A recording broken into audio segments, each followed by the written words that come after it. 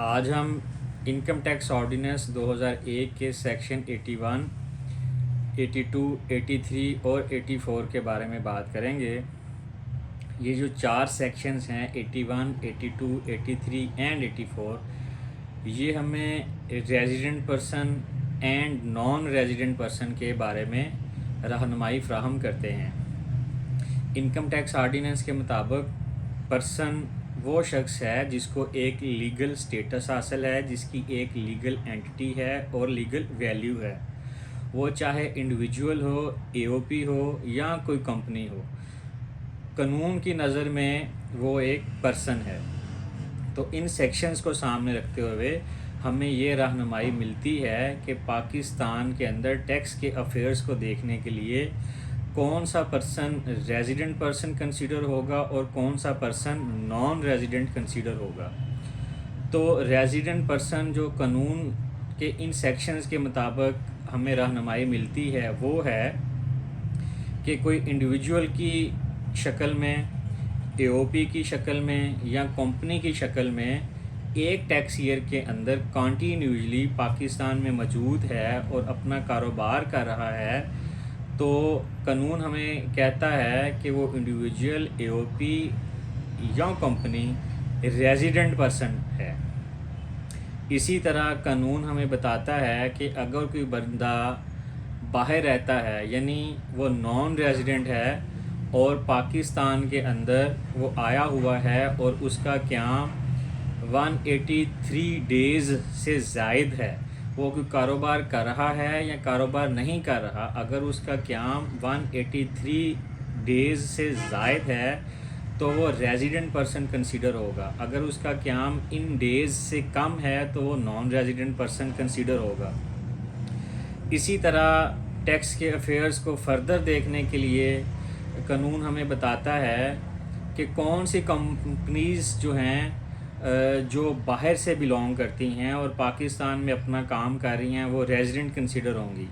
یعنی اگر کوئی باہر کی کمپنیز ہیں اور ان کے ذیلی دفاتر، ان کے ذیلی ہیڈ آفسز یا برانچز پاکستان میں موجود ہیں اور پاکستان کے قوانین کے مطابق وہ اپنے کام کو آپریٹ کر رہے ہیں، تو انکم ٹیکس آرڈیننس کے مطابق وہ بھی ریزیڈنٹ پرسن کنسیڈر ہوں گے اور ان کے ٹیکس کے affairs being a resident person دیکھے جائیں گے۔ تو اسی طرح ہمیں یہ بھی رہنمائی ملتی ہے کہ اگر پاکستان کی کوئی کمپنی ہے اور پاکستان میں اس کا ہیڈ آفس رجسٹرڈ ہے، اس کے تمام دفاتر رجسٹرڈ ہیں،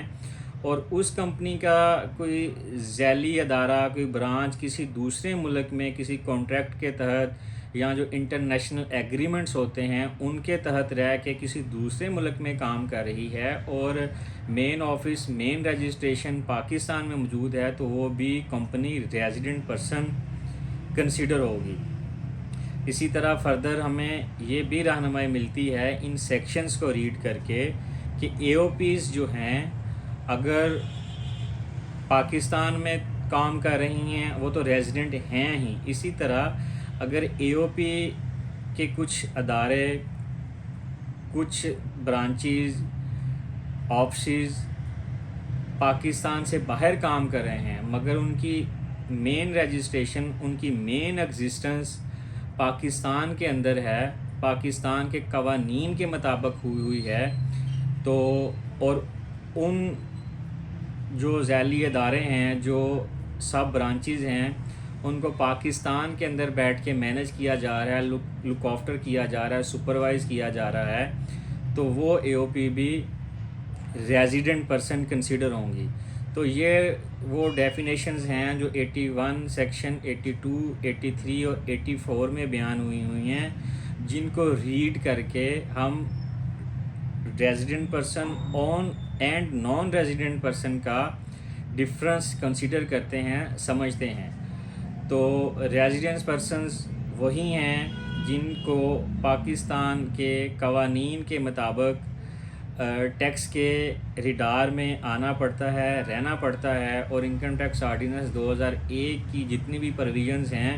being a resident person, being a legal status ہونے کی حیثیت سے ان کے اوپر اپلائی کی جاتی ہیں۔ تو یہ تھا آج کا ٹاپک 81، 82، 83 اینڈ 84 جو ہمیں resident and non resident person کو انڈرسٹینڈ کرنے میں مدد فراہم کرتا ہے۔ Thank you very much.